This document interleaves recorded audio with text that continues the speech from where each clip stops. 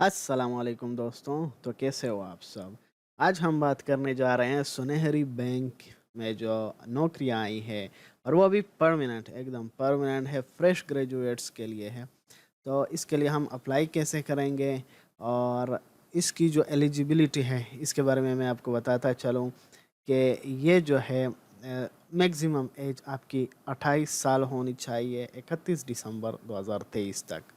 मतलब तब तक के अगर आपकी एज 28 साल नहीं बनती तो आप एलिजिबल है। और ये है काउंटर सर्विस के जो ऑफिसर्स होते हैं बैंक में, जो काउंटर सर्विस या काउंटर पर जो बैठे होते हैं, वो ट्रेनीशिप प्रोग्राम है 2023 के लिए, और एकदम फ्रेश ग्रेजुएट्स के लिए है ये।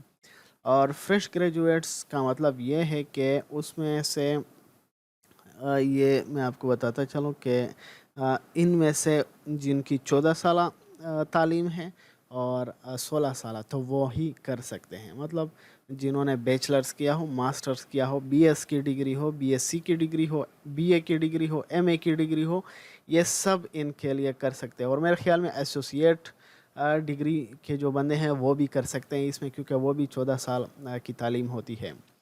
और इसमें जो काम है तो वो यही है कि ब्रांच बैंकिंग ऑपरेशंस जो है वहाँ पर आपके ने बैठकर ऑलमोस्ट ट्रेनिंग हासिल करनी होती है, और काउंटर पर जो काम होता है तो वो सीखना पड़ता है और करना पड़ता है। और ये जो है परमानेंट है, जैसा कि मैंने पहले भी कहा आपको कि ये एकदम परमानेंट है। हालांकि अक्सर जो होते हैं ये वो सिर्फ कुछ टाइम के लिए होते हैं, लेकिन ये परमानेंट जॉब है। और इसमें जो है ये कुछ ख़ास लोकेशंस पर मौजूद है ये, और हर इलाके के लिए नहीं है।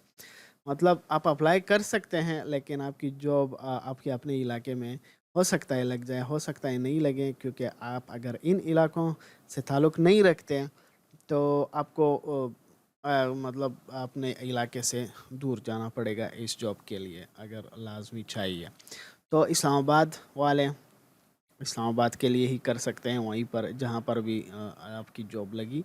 पंजाब में जो है इनके लाहौर की ब्रांच, सियालकोट की ब्रांच, गुजरांवाला, साहिवाल, और ये चिचतावनी, हाँ, कोटराडा, किशन, रावलपिंडी, फतेहजंग और जहलम, इन इलाकों में इनके ब्रांचेस हैं। पूरे पंजाब वाले अप्लाई कर सकते हैं, लेकिन आप इन्हीं इलाकों के ब्रांच में जॉब लगेगी। दूसरे हैं केपी से भी सब कर सकते हैं, लेकिन इन इलाकों में जैसे हरीपुर, मिंगोरा, मालाकंड, तो इन ब्रांचेस में जॉब लगेगी। आज़ाद कश्मीर वालों की जॉब जो है कोटली और बिम्बर में लगेगी। और गिलगित वाले जो है वो गुपिस, नगर वैली और नोमल वैली। तो एजुकेशन का तो मैंने बता दिया। हाँ, जीपीए जो है जिनकी, मतलब जीपीए है तो वो 2.5 या उससे ज़्यादा होनी चाहिए। मतलब कि आपकी 60% मार्क्स भी अगर हो यूनिवर्सिटी में तो आप चल सकते हैं। 60 या उससे थोड़ा सा ज़्यादा अगर हो तो आप अप्लाई कर सकते हैं। और ये लिंक दिया गया है, ये मैं आपके लिए कमेंट सेक्शन और डिस्क्रिप्शन में भी दे दूँगा। और इस जॉब की आखिरी तारीख जो है वो, मतलब अप्लाई करने की तारीख जो है वो 25 जुलाई है। और इसमें से बाकी तो कुछ ख़ास नहीं है, लेकिन ये कहा गया है कि आखिरी जो, हाँ, ये ज़रूरी है कि जिनका जो रिज़ल्ट नहीं आया है, जिनके पास ट्रांसक्रिप्ट नहीं है, वो अप्लाई नहीं कर सकते हैं। और बाकी अप्लाई करने का तरीका आप बताता हूँ मैं आपको। यहाँ पर आपने व्यू जॉब पर क्लिक करना है। व्यू जॉब पर क्लिक करने के बाद आपके सामने ऐसा प्रोफाइल नज़र आएगा। इसमें प्रोफाइल पिक्चर की ज़रूरत नहीं है, आपने सिर्फ अगर मेल है तो मिस्टर क्लिक कीजिएगा, फीमेल है तो मिस क्लिक कीजिएगा। मिस्टर के बाद अपना नाम लिख लीजिएगा। और अगर आपका फर्स्ट नेम, यहाँ पर फर्स्ट नेम लिखना है, यहाँ पर लास्ट नेम लिखना है। फर्स्ट नेम में अगर आपका नाम सपोज़ अकरम खान दुरानी नाम है तो आपने इस तरह लिखना है। आपके नाम में अगर 3 अल्फाज है, इस तरह से 3 लफ्ज़ है या अल्फाज है, तो आप इस तरह से लिखेंगे। आखिरी नाम जो होगा आपने लास्ट में लिखना है, उससे पहले जो नाम होंगे तो वो आपने यहाँ पर लिखने हैं। अब ये देखें, ये 3 अल्फाजों का मजमूआ है, लेकिन इनको हमने फर्स्ट नेम में अपने ये लगा दिए और सेकंड में लास्ट में ये लगा दिया। फादर नेम में आप अपना फादर नेम लिख लीजिएगा, जैसे मैं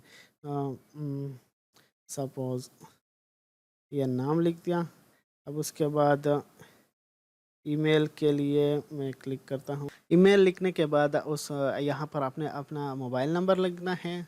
ये इसने इन लोगों ने एग्जांपल भी दी है कि इस तरह 0321 और साथ में डैश भी लिखा है, जैसे इस तरह 0321 डैश, और उसके बाद जो भी नंबर आता है तो वो आप इस तरह लिख सकते हैं। उसके बाद रिलीजन, तो इन्होंने एग्जांपल में इस्लाम दिया है, आपका जो भी रिलीजन हो वो लिख ले। और यहाँ पर अपनी नेशनैलिटी में पाकिस्तानी लिखना है। देखो पाकिस्तानी लिखना है तो उन लोगों के लिए है। और अल्टरनेटिव नंबर, अगर आपके पास कोई दूसरा फ़ोन नंबर हो या आपके वालिद का हो या कोई भी हो तो वो आप यहाँ पर लिख लीजिएगा इसी तरीके से। उसके बाद आपने डेट ऑफ बर्थ लिखनी है इस तरह से, पहले मंथ लिखना है, फिर डे लिखना है और फिर ईयर लिखना है इस तरह से। यहाँ पर CNIC लिखने हैं, डैश लगाने की ज़रूरत नहीं है क्योंकि ये खुद ही लग जाते हैं, यहाँ पर खुद ही लिखे हुए हैं। और यहाँ पर जेंडर सेलेक्ट करना है, मेल। यहाँ पर मैरिटल स्टेटस सेलेक्ट करना है, सिंगल है तो सिंगल, मैरिड मैरिड। और प्रेफर्ड सिटी में आप अपनी मतलब प्रेफर सिटी सेलेक्ट कीजिएगा कि आपको कौन सी सिटी में जॉब चाहिए। लेकिन जो वहाँ पर मैंने आपको बता दिए तो उन्हीं सिटी में ही आप सेलेक्ट कर सकते हैं, उससे ज़्यादा इधर उधर के आप बाकी नहीं सेलेक्ट कर सकते। उन्हीं में से एक ही को सेलेक्ट कीजिएगा। सपोज़ वहाँ पर मालाकंठ का था तो मैं मालाकंठ सेलेक्ट कर देता हूँ, हालांकि ये दूर है बस, लेकिन फिर भी बाकियों से नज़दीक है। यहाँ पर आपने अपना एड्रेस लिखना है, यहाँ पर आपने अपनी सिटी लिखनी है, तो अपनी सिटी पेशावर मैंने लिख दी। आप जिस सिटी पंजाब से हैं तो पंजाब की जो सिटी है, लाहौर वाले हैं या रहीम यार ख़ान से हैं तो इस तरह के सिटीज़ आप लिख लीजिएगा। लेकिन आप रहीम यार ख़ान को प्रेफर्ड सिटी में सेलेक्ट नहीं कर सकते, आपने उसी को ही सेलेक्ट करना है जो उन्होंने बताए हैं। उसके बाद अपना पोस्टल कोड नंबर लिखना है, इस तरह का पोस्टल कोड नंबर होता है, आपके अपने इलाके का अलग से होगा। उसके बाद नेक्स्ट क्लिक करते हैं। अब यहाँ पर देख सकते हैं आपके यहाँ से आपकी तालीमी काबिलियत का पूछा जाएगा आपसे कि आपकी डिग्री कौन सी है। तो सबसे पहले आपने डिग्री लगानी है। अगर आपके पास डिग्री है मास्टर्स की तो आप उसे सेलेक्ट कीजिएगा। बैचलर की है, अगर आपने BS किया हो और वो, तो आप इसको सेलेक्ट कीजिएगा। यहाँ पर इन लोगों ने थोड़ी गलती की है, यहाँ पर इनको बैचलर में 14 ईयर लिखना चाहिए था, लेकिन इन्होंने नहीं लगाया है। तो अगर आपकी 14 ईयर की तालीम है, बैचलर्स की है, BA की है, तो आप इसे सेलेक्ट कीजिएगा। अगर आपने मास्टर्स और BS वगैरह किए हैं तो आप इसको सेलेक्ट कीजिएगा। MA वगैरह जो किए हैं तो इसको सेलेक्ट कीजिएगा। डिग्री, टाइटल ऑफ डिग्री अगर किसी सब्जेक्ट में आपने की है तो वो आप सेलेक्ट कीजिएगा। कंप्यूटर साइंस आर्ट्स में की है और बिजनेस एडमिनिस्ट्रेशन, बैंकिंग में, पब्लिक एडमिनिस्ट्रेशन, साइंस, एजुकेशन। तो जो आर्ट्स एंड ह्यूमैनिटीज़ वाले हैं तो वो तो इसी को ही सेलेक्ट कर दें, क्योंकि मेरा आर्ट्स है तो मैं इसी को सेलेक्ट कर देता हूँ। नेम ऑफ इंस्टीट्यूशन, जिस इंस्टीट्यूशन से आपने वो लिखा है तो आपने अपनी यूनिवर्सिटी का नाम लिखना है यहाँ पर, जो भी नाम हो। मेजर सब्जेक्ट आपके कौन से थे? अगर आपके मेजर्स, आपने कंप्यूटर साइंस में MS किया है तो आप कंप्यूटर साइंस के ही वो मेजर सब्जेक्ट्स लिख लें। उसके बाद जैसे कंप्यूटर साइंस का नेटवर्किंग हो गया या फिर साइबर सिक्योरिटी हो गया, तो इस तरह के मेजर सब्जेक्ट्स आप लिख सकते हैं। बिज़नेस का हो गया तो इन्होंने तो बिज़नेस का ऑलरेडी दिया हुआ है, अकाउंटिंग। और बाकी जो सब्जेक्ट्स है, जैसे अगर आर्ट्स में देखा जाए तो इंग्लिश, उर्दू, इस तरह के सब्जेक्ट्स आप सेलेक्ट यहाँ पर लिख सकते हैं। आपकी GPA कितनी थी तो आप यहाँ पर लिख सकते हैं 2.5 या उससे ज़्यादा जो है तो आप 3.5 2 जो भी जीपीए आपकी बनती है, पासिंग ईयर्स आपने आपकी डिग्री कब कंप्लीट हुई थी, आपकी आपका रिज़ल्ट कब आया था, आपने वही लिखना है जिस दिन आपका रिज़ल्ट आया था, तो उस साल को लिखना है इस तरह का। उसके बाद सिटी और कंट्री, कौन सी सिटी में आपने ये तालीम हासिल की थी, जिस सिटी में आपने, अगर आप पंजाब से हैं या लाहौर से हैं आप और इस्लामाबाद में आपने तालीम हासिल की थी, तो आपने इस्लामाबाद ही लिखना होगा यहाँ पर। और उसके बाद आपने नेक्स्ट क्लिक करना है।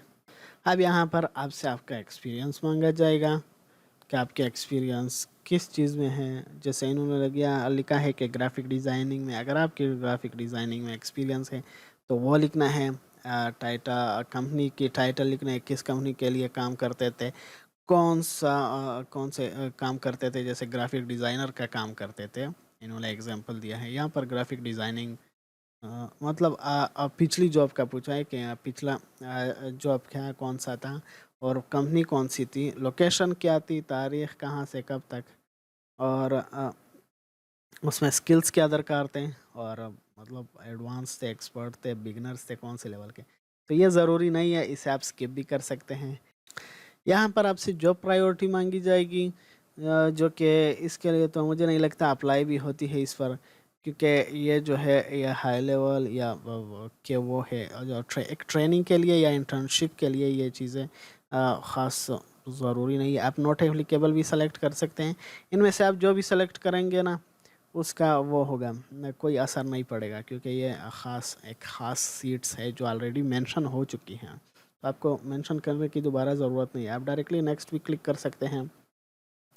और यहाँ पर आपने लिखना है आई ऑथराइज, आई अफर्म। यहाँ पर मतलब